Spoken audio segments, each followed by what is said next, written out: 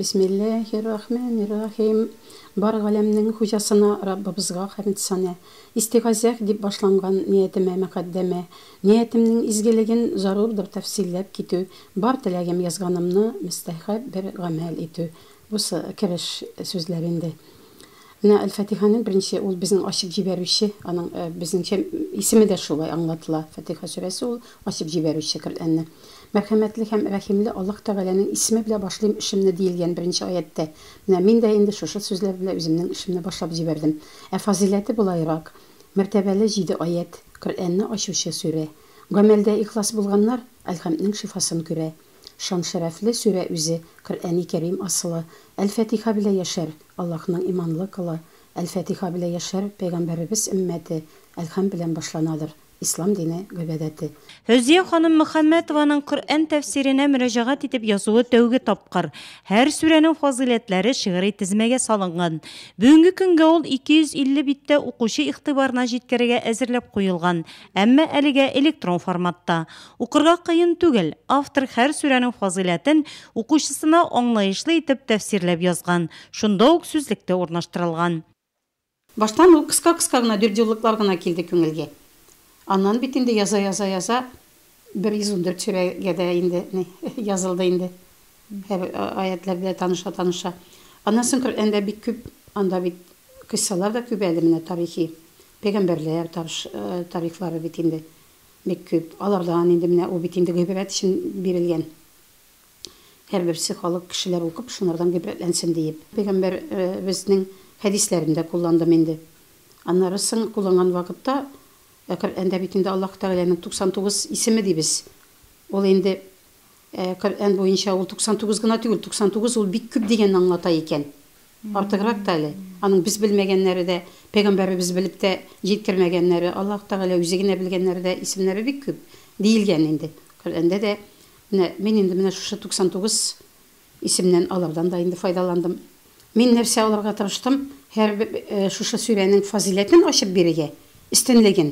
Башка сүрәләрдән нәрсәсе белән истинлеге бар аның, үзенең нинди әһәмиятле ягы бар. Аннары соң инде шундагы берничә аяткә басым ясап менә үземә ничектер инде күңелемә килгәнме менә көн кадагына сукканрак аятларга инде көндәлек тормышта менә рәвештә гел кулланыла торган менә шулар инде.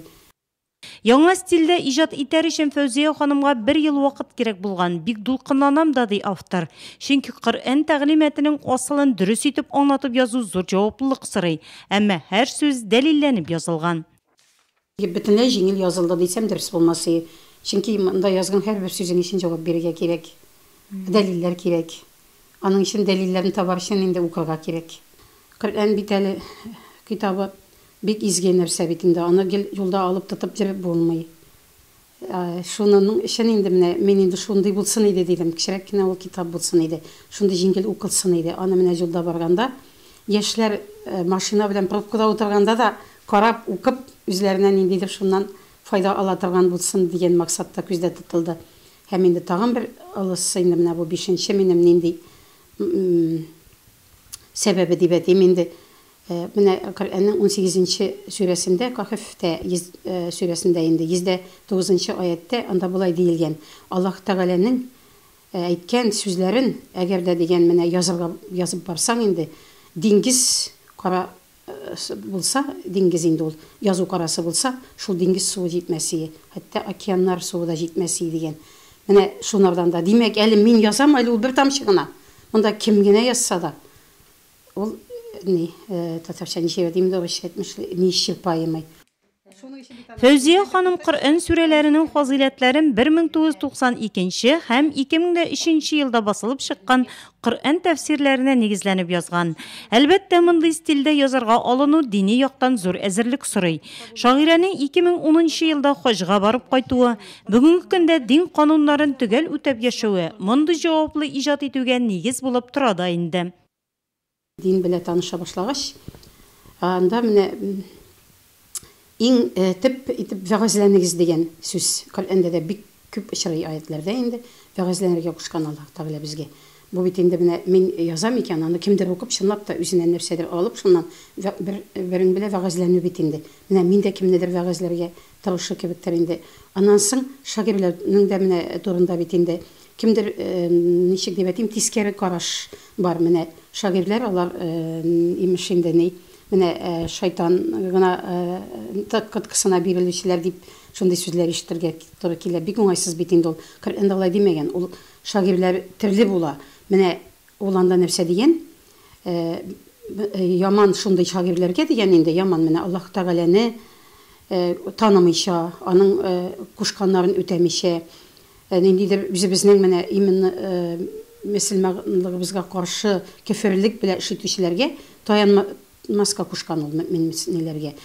Яхшы шагыйрьләр артыннан ияргә кушкан. Менә шул максаттан да Авторның яңа стильдә иҗат итүе тормыш иптәше Равил агага да ошый. Шигырьләрен дә укыйм, әмма Коръән сүрәләрен, фазиләтләрен шигъри юлларга салып язылганнары күңелне аеруча дулкынландыра ди ул.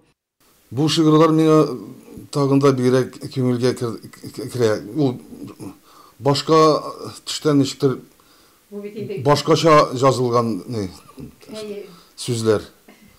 Шуны шулай укып карыйбыз да. Китап ул электрон вариантта гына да калырга мөмкин, әгәр аны бастыручы булмаса. Бастырып өчен анарга бит инде акча кирәк инде турыдан-туры. Белмим инде, бәлки менә өметләнәм инде, бәлки чынлап та үзеннән соң менә минем кебек үк шулай кемдер нәрсәдер үзеннән соң калдырырга теләсә, ул бит инде бик зур эш. Мин аны сатырмын дип күз алдына китермәйм. Ул сатылып, ниндидер акча ясап эшләү максатыннан эшләнмәде. Минем рия дигән нәрсә яңлышта кергә тиеш түгел бу китапка.